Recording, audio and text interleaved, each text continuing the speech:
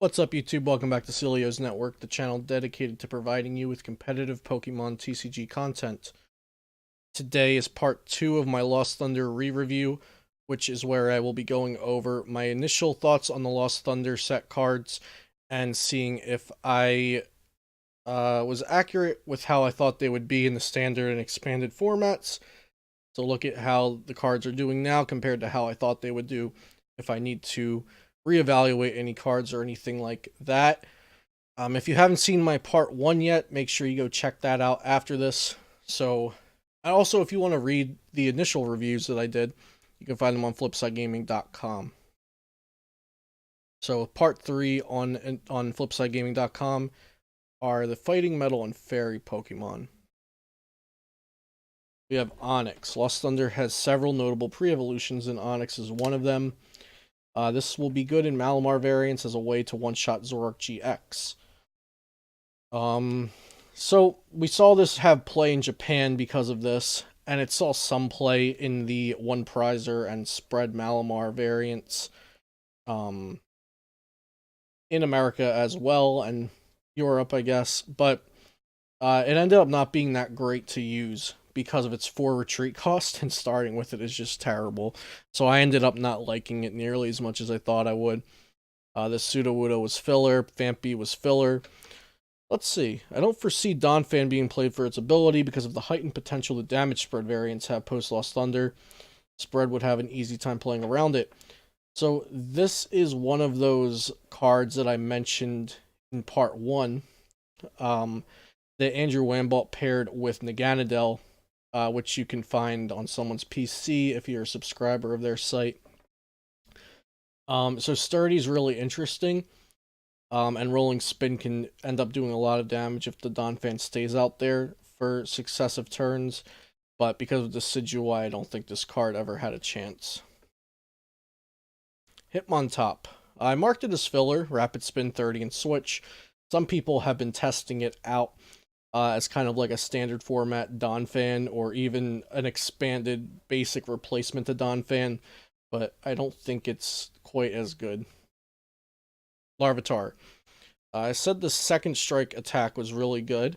I expected to see it as a one-of attacker in some spread decks, and potentially as a main attacker in a shrine variant of its own. It has seen play as a tech in Decidueye. Zoroark Decidueye Ninetales. And I tried it out as a main attacker in a shrine variant of its own, and it was very underwhelming. Filler Larvitar. I guess you could use this in a Tyranitar deck if you don't want your Larvitars being hit by bench damage, though. Pupitar. The ability is good to protect it for a turn until you evolve it into Tyranitar GX. I agree. Other than that, this card has no use. Yeah, its hammer and attack is very bad. Carbink filler. Yep. Alolan Meowth filler, Alolan Persian. Beyond. The first attack is pretty good, but not enough to warrant playing this card. I think I tend to agree. I guess Retaliate could be used, though, in Evolution decks if you're running a Rainbow Energy or something. Because you can hit things that are Dark weak. So maybe it has some future potential. Tyranitar. So my initial review, I thought it was the worst GX card in the set, and then Russell Lepard changed my opinion, so I made an edit in the next week's part 4 review. So let's see. I initially thought that the attack costs were too high and that it would be outsped, but now I believe that it could have some potential with the right backup attackers and energy acceleration. That serves as a good example for how to best evaluate cards. Having a rigid view on what a card is or isn't doesn't help the process. If we had infinite time, we could try every card. So yeah, my initial review was probably closer because this card has seen no success, unfortunately. But I don't think it's... Maybe it's the worst GX. It's seen the least amount of success. Alolan Diglett. This isn't the Steelix that sees play. Filler. If Scissor GX saw play, then this would. But Scissor GX does not see play, so this doesn't as well. The reason I see any potential for this card is because Espeon EX is not in Standard. Digalga deals 60 damage before devolving the defending Pokemon, which is worth noting. It's seen some fringe play, The card is probably tier 3 at best on its own, and the decks that it is involved in are rogue at best. But it is a very cool card because of Timeshare. Filler. This card has some potential because of its ability to have 2 tools attached to it. I see more reason to play this as an expanded because of metal toolbox variants with Bronzong as energy acceleration. So this actually saw play with the Regigigas card as a stall deck because you could put 2 metal frying pans on it. So I did not think of that, so that is definitely worth noting that it had potential as a stall card. Magierna did not see play as far as I know, but it could be used as a counter energy attacker. So I definitely should have noted that, actually. The energy press could be used in a deck with counter energy. Alolan Ninetales GX, I probably said this card was bad. Let's see. In my opinion, this is one of the best cards in our standard format. Let's see. Fairy typing is good. Yep, that's a good thing. You may search your deck for 2 item cards for strong cards like Beast Ring, Choice Band, Counter Gain. It has immediate synergy with Buzzwole because of Beast Ring. Wow, I did not mention that it had synergy with Stage 2 decks. Although the first deck I built out of Lost Thunder was Ninetales Guardy. So I definitely left out a very important part here, that it made Stage 2 decks much more viable. Oh, here we go. It has obvious synergy with Stage 2 decks because mysteriously you can search for rare candy. This card is amazing both objectively and related directly into our standard format. This will see play and success. Yeah, I think everyone saw this one coming, though. More filler cards. Pre-evolution, Granbull. Although the strategy of a deck built around Granbull is considerably gimmicky, I think this card has a very real chance of earning its place in the meta. Cool. Yeah, I'd say this card is... for League Cups, it's probably tier 1. For regional play, it's probably a little lower just because of the diversity of decks you'll see and play against. But it's definitely a very strong archetype. And it's really enjoyable to play because it's actually pretty hard to sequence everything correctly. So I like a deck that's a bit of a challenge to play. And this card ended up proving itself. Filler. Okay, I've not personally tested this card, but Sensitive Ray seems like a really strong attack. So, let's see. I'll be trying this card if I test out Gardevoir GX, but it's not very high on my list of cards to test out with. So Sensitive Ray is a very strong attack, but it's just not better than having a Gardevoir GX out that can use Infinite Force and the ability Secret Spring and Twilight GX attack. So I actually did end up trying this out in a Gardevoir GX deck, and it was nice to have a 1-prize attacker with the lack of Gallade in standard format, but it just ended up not ever being as good as Rare Candying down a Gardevoir GX.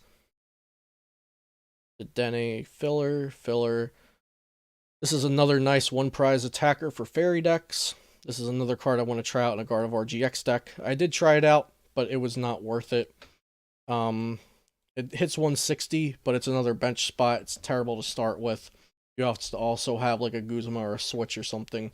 One thing I will note is that I saw it being used in a Japanese tournament I was watching streamed the other night. It was used in a Buzz Rock or Buzz Tails deck of some sort, since they use unit energy. Which was interesting, but I don't think it's really that practical. So this card ended up not being too great. Filler. Mimikyu GX. I could see this card getting play for its Dream Fear GX attack. Bip Bop Fall, which is not what it's called now. It's an all-right attack, which will likely become stronger as the game goes on. So I didn't talk about the potential this card would have too much, other than I think it could see play for Dream Fear GX, and I think it still will in the future, but so far it has not proven itself at all. Filler. And we're going on to the last part of the set review, which is normal Pokemon and trainer cards. And remember, you can find all of this at flipsidegaming.com if you want to read the whole initial review for yourself. So this review was published on November 1st, so about a month and a half ago is when I had these thoughts published, so we've had a fair amount of time to actually see these cards come to fruition or fail to do so. This was when I made the revision for T-Tar, but we put that in the part 3 as well. So let's see, Blissey. I believe there was a Japanese deck that actually ended up using Blissey recently, like Malamar Blissey, and then do Powerful Slap for each, flip a coin for each heads for energy attached. But I don't think we should even take that with a grain of salt. The card's pretty bad. Ditto Prism. I firmly believe that this card will be the most played card from Lost Thunder, as it will be included in many different archetypes. This card is also a huge help for archetypes like Granbull, in which you have one line of main attackers and you want to chain them as efficiently as possible. I'd say that was completely accurate. Give myself a pat on the back for that one. But I don't think it was very hard to tell that Ditto Prism was going to be busted. Excuse me. More filler. Oh, poor Moo Moo Milk. Yeah, this card is definitely filler. Lugia GX is a little underwhelming, but I think it has potential. In my opinion, this card is worth considering for decks that would allow it to attack realistically, but I don't expect it to see a ton of play. Lugia GX has seen a bit of play, like I mentioned in, I believe it was part 1 of this video. It saw play in a Naganadel Quagsire deck alongside Suicune, so just a little bit of play, because the deck allowed it to attack realistically. I think it's also been played in some Malamar decks. Lost Purge GX, I can't remember if it was a Japanese tournament or somewhere out of Japan, but Lost Purge GX was used as like a control option somewhere. Maybe it was in the Steelix deck. It might have been in the Steelix decks with counter gain DCE. Ho-Oh, this card's pretty terrible is what I said, and I think that was accurate. This is bad because you need a unit energy. Yeah, that's all no play. Kecleon has some potential, but I don't think it's seen any play. Filler. This will likely be played in Lost March. Correct. Buchanan Adventure Bag. This card seems pretty solid. In decks that somewhat rely on their tools, like Spelltag and Malamar. One of the less impressive playable trainers we're getting out of this set, but I'm happy to see another viable search mechanic. I actually really grew fond of Adventure Bag. It has seen play in some Naganadel Quagsire decks, in Malamar decks, in any deck that wants to see experience share or skateboard or things that are pretty important to have down. Malamar is the most notable, and then it's been seeing some fringe play in rogue decks here and there. Aether Foundation, I don't see this being a practical or valuable form of Pokemon retrieval. Correct. Choice Helmet, I expect this card to see some experimental play and testing. It's definitely worth trying, and I'm interested if it can find a good place in the meta. It's all play in some Blacephalon decks, which are tier 1, so I'd say it did find a use in the meta. Counter gain, really good, fits naturally in Zoroark Tails. This card is great for the format because it potentially increases comeback potential. Yeah, I didn't actually say that I thought it would see a lot of play. It has seen a lot of play, and it is great for the format, I still believe. And it does increase comeback potential. So if I were to go back in time and write this, I would just say this card's gonna see a lot of play, because I just didn't note that. Let's see. I absolutely expect this card to see competitive success, and it will likely be played in decks that have either Zoroark GX to draw into copies of it, or Alolan Ninetales GX to search 1 or 2 copies out. It's been seen in the latter, mostly just Buzztail decks. Which I believe popped up at the Latin America International or Intercontinental. That's when Buzztail saw some good success with Custom Catcher in it. Electropower. I've only seen a bit of this card in action, but I didn't realize how game-changing it is to temporarily boost your damage output by 30 or even 60 out of nowhere. It would be good in a Zoroark GX-based deck. Blah, blah, blah. This card gets better after our next set. It's pretty good in Japan right now. But it hasn't done much in North America yet. Baba, this is a beautiful option for control variants, but I can see this getting included in non-control decks, just like Enhanced Hammer has in the past. The versatility of this card and the added bonus of sending the removed card to the Lost Zone makes this a great card and worth being a supporter.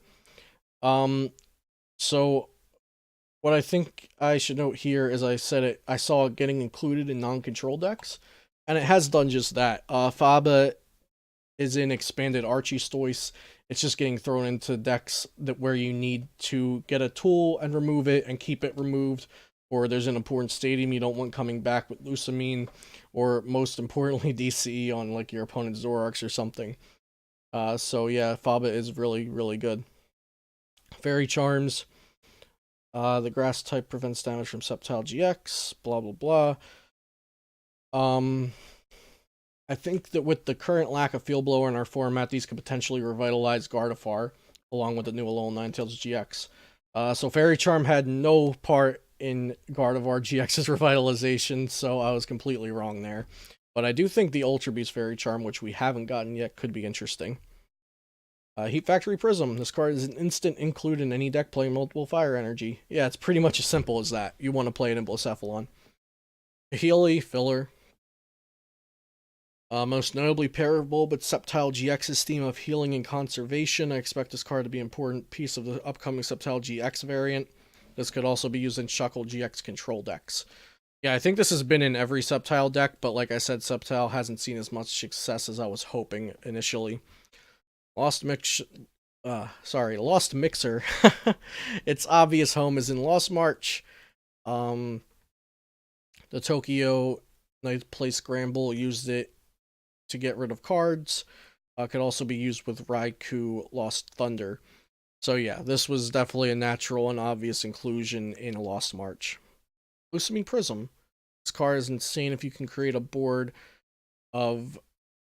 state of only Ultra Beasts. I imagine it can either secure a game or make room for a comeback. So the reason why this wasn't played in Buzzwole decks is because you were also using Alolan Ninetales GX in Buzzwole decks now, and that's not an Ultra Beast, so Lusamine wouldn't even protect your Ninetales. I said I'd rather use a supporter card that will draw me cards than Accelerated Energy, and that's why Mina hasn't seen play. Mixerb is filler, Moo Moo Milk is filler, Morty. Very cool effect, but I don't think it is worth a supporter use.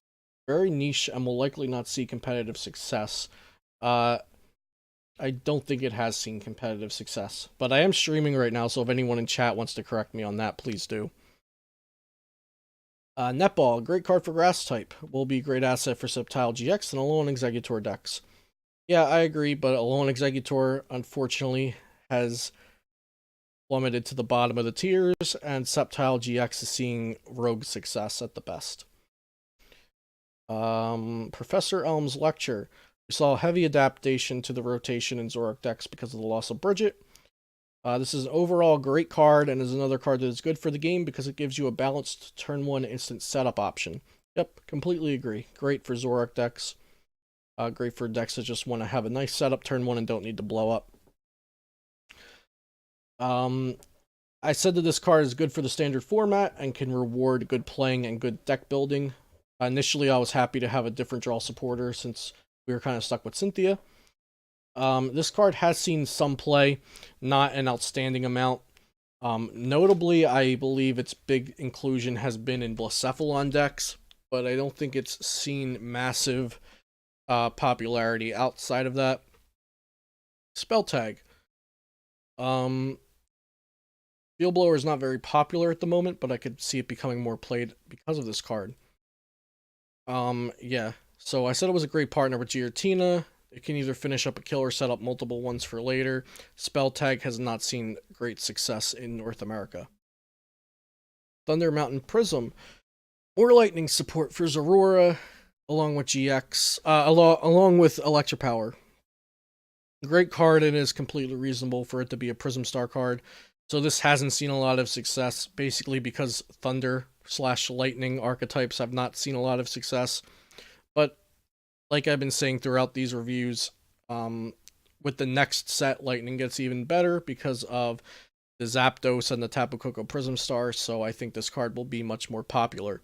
Wait and See Hammer, filler. It's bad, and I was right. I don't think anybody should have thought that this card was any good, though. Whitney, filler.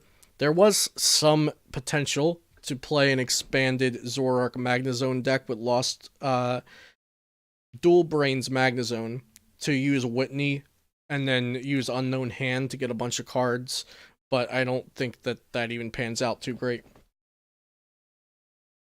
Memory energy. I really do think this will end up being good in some wacky rogue creation eventually.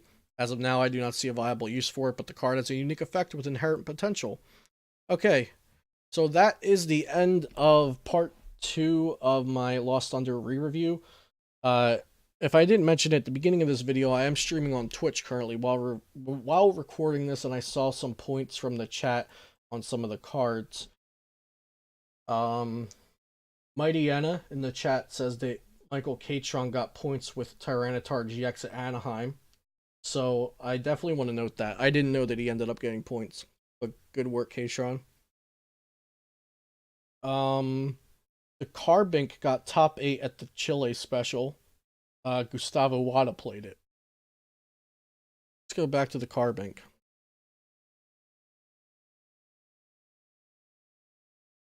Not on this one, so that must be set part 3. Search your deck for a supporter card and a stadium card. Okay, definitely not this one. Wonder Ray. During your opponent's next turn, prevent all damage and effects done to this Pokemon by attacks of your opponent's Pokemon which have an ability. Okay, so this can't be damaged by things. Prevent all damage and effects by attack. So it can't be damaged or affected by attacks from Pokemon with an ability. So I guess that's why it was played. So yeah, definitely correct this. It's not filler. It has some very fringe potential, but it has seen success. So with that, I'm going to wrap up this Lost Thunder re-review part 2. And thank you very much for watching. Make sure you check out flipsidegaming.com and use code CELIO, all caps, for 10% off of your next order, $10 or more. Thank you guys that are watching this live right now.